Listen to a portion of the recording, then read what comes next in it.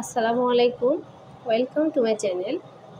প্রিয় শিক্ষার্থীবৃন্দ, আজকে আমি অষ্টম শ্রেণীর একটি সৃজনশীল প্রশ্নের সমাধান করাবো।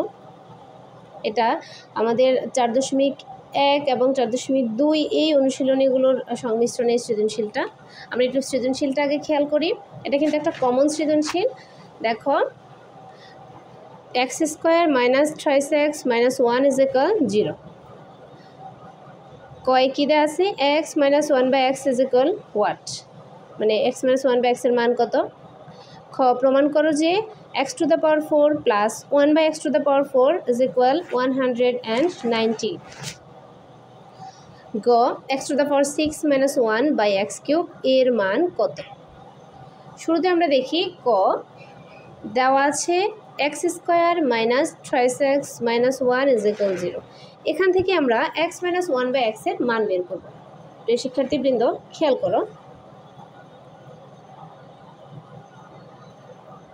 এখানে আমরা প্রথমে উভয় পক্ষকে x দ্বারা ভাগ করব।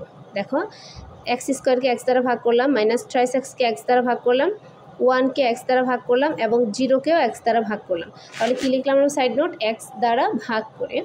এখন খেয়াল করো, এখানে এই যে x দিয়ে যদি আমি x² কে ভাগ করি, আমরা জানি গুণের বেলায় আমাদের পাওয়ার হয় যোগ আর ভাগের বেলায় পাওয়ার হয় বিয়োগ।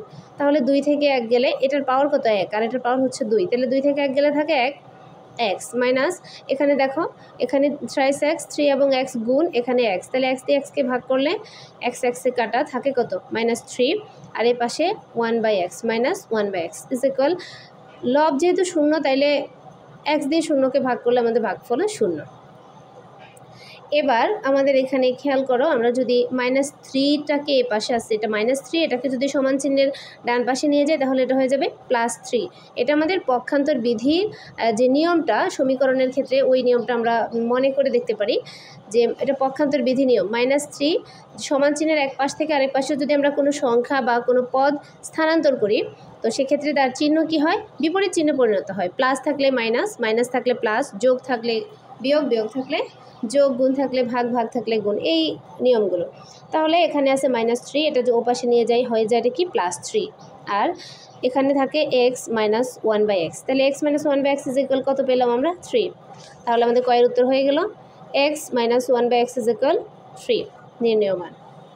ক্ষয়ে বলছে প্রমাণ করো যে x⁴ প্লাস 1/x⁴ = 119।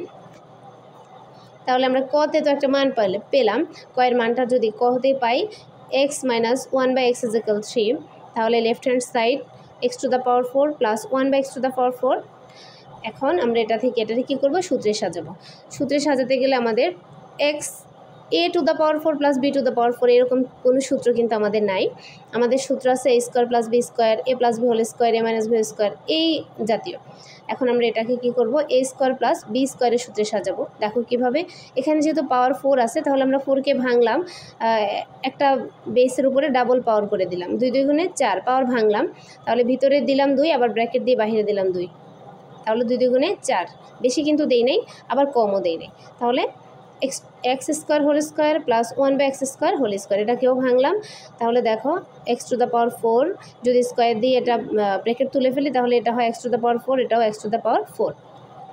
এখন আমরা এই x² এটাকে যদি a ধরি আর এই 1/x² যদি b ধরি, তাহলে সূত্র হয় কি? a² + b²। এবার a² + b² এর এখানে সূত্র, আমরা প্লাসের সূত্রটা দিব আগে। এখানে কিন্তু আমাদের মাইনাসের মান দেওয়া আছে, তো মাইনাসের মান দেওয়া আছে যেহেতু আমরা আগে প্লাসের সূত্রটা এখানে দিব, a² + b²। a² + b² এর সূত্র কি? a + b² - 2ab। এটা অনুসিদ্ধান্ত, a² + b² এর অনুসিদ্ধান্ত 2টা। আমরা কখন কোনটা ব্যবহার করব সেটা আমাদের মানের উপর ডিপেন্ড করবে। তাহলে এখানে আমরা দিলাম, প্লাসেরটা আগে দিলাম a + b। আমরা কিন্তু বলছি a বলতে আমরা x² ধরছি, b বলতে 1/x² ধরছি, এই জন্য এখানে স্কোয়ার আছে। তাহলে a + b² - 2ab।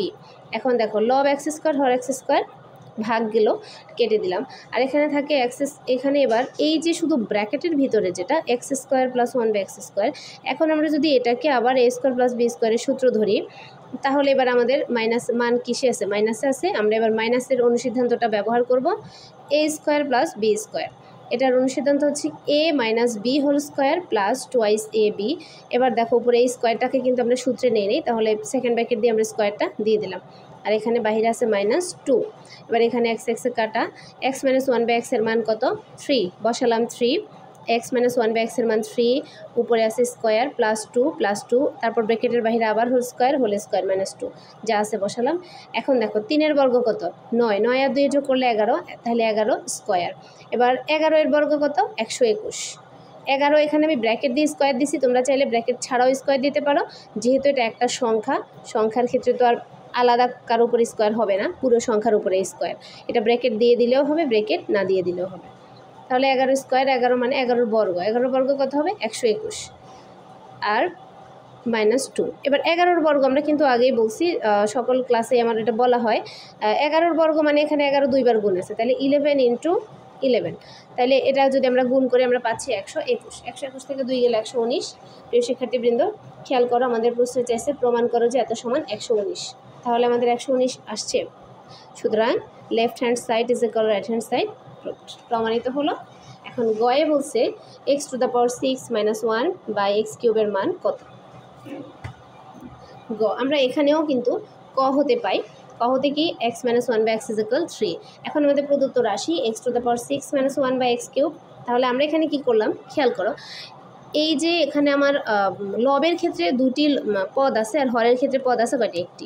তাহলে আমি যদি ভাবি, আমার এখানে কিন্তু এই হরটা দুটি লবের জন্যই হর, একটা হর এবং এটা কমন হর বলে দুটি লবের সাথে একসাথে দিয়ে দেওয়া হয়েছে। আমি যদি এবারটাকে আলাদা করে ফেলি, তাহলে x⁻6ও আলাদা পাচ্ছে হরটাকে, 1ও x³ আলাদাভাবে হর হিসাবে পাচ্ছে, আর মাঝে কি চিহ্ন মাইনাস চিহ্ন। এটা আমি আলাদা করলাম, ভেঙে বসালাম। তাহলে এখন আমরা যে ভাগ করি, ভাগের বেলায় পাওয়ার বিয়োগ, তাহলে এখানে x-এর পাওয়ার হচ্ছে 6, এখানে x-এর পাওয়ার হচ্ছে 3, তাহলে 6 থেকে 3 গেলে থাকে 3, আর এখানে তো বিয়োগ দেওয়ার কিছু নেই, 1/x³। এখন খেয়াল করো, এই x³ যদি আমরা a³ ধরি আর 1/x³ যদি b³ ধরি, তাহলে a³ - b³। এবার এটা আমাদের আবার যে 4.2 অনুশীলনের অঙ্কটার মধ্যে চলে আসছে। 4 মানে ঘনয়ের যে সূত্র a³ - b³, তাহলে a³ - b³ এর যেটা সূত্র সেটা না, এটা কিন্তু মান নির্ণয়টা বসবে। তাহলে মান নির্ণয় অনুসিদ্ধান্ত যেটা, তাহলে অনুসিদ্ধান্ত হচ্ছে কি a - b³ plus 3ab × a - b। এখানে b মানে 1/x আর a মানে x।